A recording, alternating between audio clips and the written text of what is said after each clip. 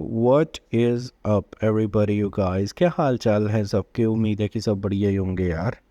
तो इस वीडियो में मैं बात करने वाला हूँ अनिल अग्रवाल, जो वेदांता कंपनी के चेयरमैन हैं। उन्होंने बात करी थी कि वो एक यू नो चिप फैक्ट्री खोलने वाले हैं इंडिया में। फॉक्सकॉन कंपनी आपने सुनी होगी, जिसमें मोबाइल वगैरह के अंदर चिप्स वगैरह ग्रीन कलर की फॉक्सकॉन कंपनी की लगती है। ये ताइवान की कंपनी है और इसके साथ पार्टनरशिप पे एक यूनिट वो खोलने की बात करी थी इंडिया में। और इस यूनिट के साथ काफ़ी जॉब्स जनरेट होनी थी इंडिया में और काफ़ी फ़ायदा होना था इंडियन इकोनॉमी का। तो मैं इसी बारे में बात करने वाला हूँ कि अनिल अग्रवाल की जो चिप फैक्ट्री है वो बन पाएगी कि नहीं बन पाएगी, क्या प्रॉब्लम्स आ रही हैं उनको और अंदर की बात क्या है ना। तो अगर आपको मेरी वीडियो अच्छी लगे तो आप लाइक शेयर सब्सक्राइब कर सकते हैं। और मैं हफ्ते में 5 या 4 बार वीडियोस डालता रहता हूँ। तो बात करते हैं कि 9 महीने पहले वेदांता रिसोर्सेज लिमिटेड के चेयरमैन अनिल अग्रवाल ने इंडिया में एक चिप मैन्युफैक्चरिंग यूनिट खोलने की बात करी थी, आपको पता ही होगा। और ताकि वो इंडिया को अपना खुद का सिलिकॉन वैली दे सके। ये अनाउंसमेंट उन्होंने तब किया था जब उनकी पार्टनरशिप ताइवान की एक प्रीसिन कंपनी यानी कि फॉक्सकॉन के साथ हुई थी। अब इनकी जॉइंट वेंचर मिलके 28 नैनोमीटर चिप बनाने वाले थे। चिप क्राइसिस के वक्त ये न्यूज़ कोई मास्टर स्टॉक से कम नहीं थी। आखिर इंडिया को अपना पहला चिप मैन्युफैक्चरिंग यूनिट मिलने वाला था। Incredible India, incredible growth and incredible economy. उसी बीच गवर्नमेंट ने भी 10 बिलियन प्लेज किया था इस इंडस्ट्री के लिए, ताकि वो चिप मेकर्स को इंडिया में अट्रैक्ट कर सकें। गवर्नमेंट ने ये भी कहा था कि एडमिनिस्ट्रेशन सेमीकंडक्टर साइट्स को सेटअप करने के लिए कॉस्ट में भी आधा खर्चा करेगी। अब उम्मीद तो यही थी कि अनिल अग्रवाल और फॉक्सकॉन को गवर्नमेंट के फंडिंग मिलेगी सेटअप करने के लिए।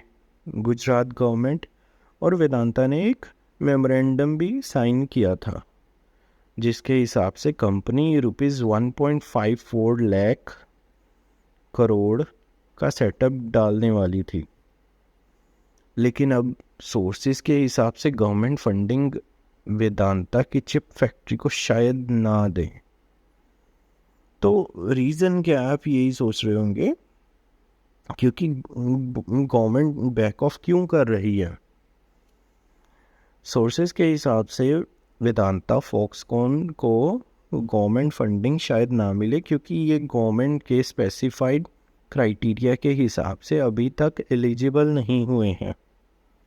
इसके अलावा इस प्रोजेक्ट को अभी तक ना ही टेक्नोलॉजी पार्टनर मिला है और ना ही मैन्युफैक्चरिंग ग्रेड टेक्नोलॉजी लाइसेंस, जिससे कि वो 28 नैनोमीटर चिप का कंस्ट्रक्शन कर सकें। वैसे तो वेदांता ने कहा था कि उनके पार्टनर ने production grade high volume 40 nanometre technology और डेवलपमेंट ग्रेड टेक्नोलॉजी को सिक्योर किया है, ताकि वो सोफिस्टिकेटेड 28 नैनोमीटर चिप बना सकें। लेकिन लगता है कि वो काफ़ी नहीं है गवर्नमेंट फंडिंग के लिए। आपको बता दें कि फॉक्सकॉन कोई चिप मेकिंग में कोई कुछ खास एक्सपीरियंस नहीं है। इस चिप फैक्ट्री के क्या बेनिफिट्स हैं, आप यही सोच रहे होंगे। तो मैं बता दूं आपको कि जॉब अपॉर्चुनिटीज़ बहुत है इस यूनिट के खुलने से। ये चिप फैक्ट्री मतलब सेमीकंडक्टर एस्टेब्लिशमेंट और production plants.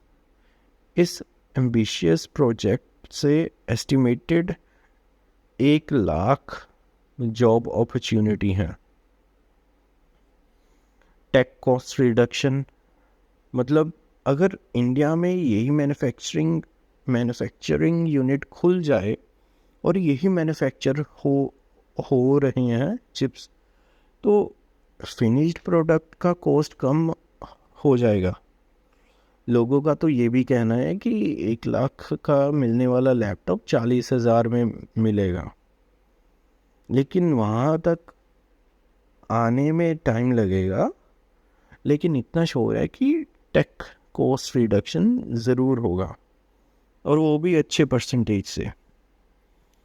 From chip taker to chip maker, export benefits और इकोनॉमी ग्रोथ, ये फ़र्क तो पड़ता ही है।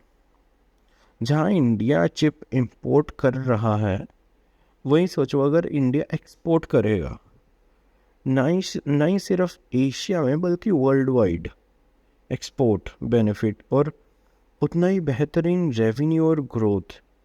ये चिप्स काफ़ी इंडस्ट्री में लगती है, जैसे कि कार्स में, मोबाइल फ़ोन्स, एटीएम कार्ड्स में भी।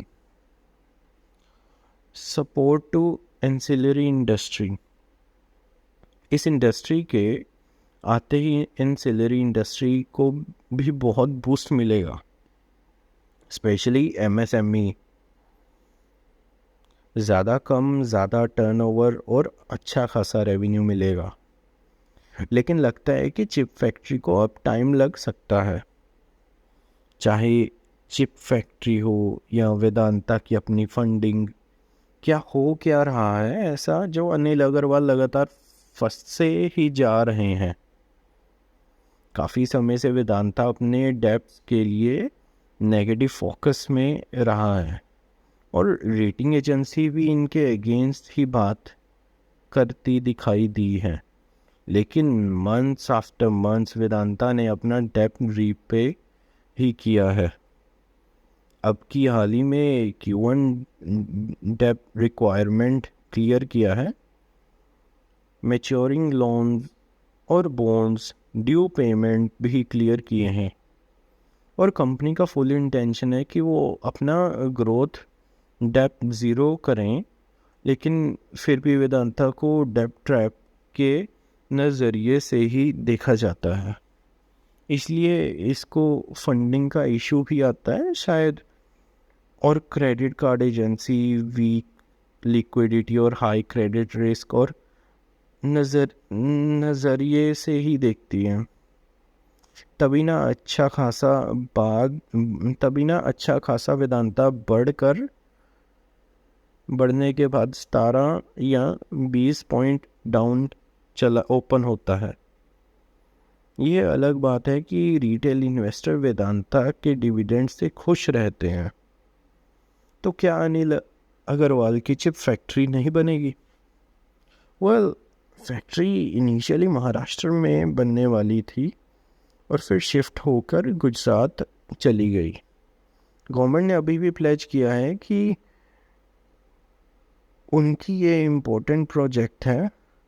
उम्मीद है कि कंपनी और गवर्नमेंट कुछ कॉमन ग्राउंड पे आकर म्यूचुअली सेटल करें चीज़ें फॉर ग्रेटर गुड, या फिर ये ना हो कि यहाँ भी अडानी और अंबानी बाजी मार जाएं।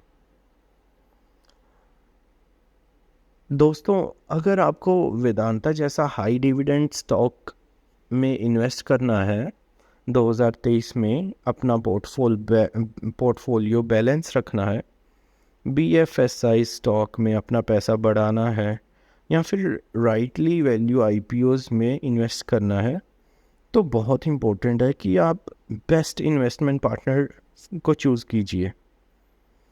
एंजल वन के साथ अपना डीमैट अकाउंट खोलिए, और आप डिस्क्रिप्शन में मेरा सोशल मीडिया हैंडल देख सकते हैं, और मेरे इंस्टाग्राम पे आप मेरे को DM करें और हम बात करेंगे, और मैं आपका अकाउंट खोल दूंगा फ्री ऑफ कॉस्ट। और अकाउंट खोलने का भी आपको मैं 100 रुपया दूंगा। अगर आप एक अकाउंट खुलवाओगे तो आपको 100 मिलेगा, 2 अकाउंट खुलवाओगे तो 200 मिलेगा आपको, अकाउंट खोलने के भी पैसे मिलेंगे आपको। तो दोस्तों अगर ये वीडियो अच्छी लगी हो तो लाइक कीजिए, शेयर कीजिए, सब्सक्राइब कीजिए। मैं कंटिन्यूसली वीडियोस डालता रहता हूँ यूट्यूब पे। तो थैंक यू फॉर वॉचिंग।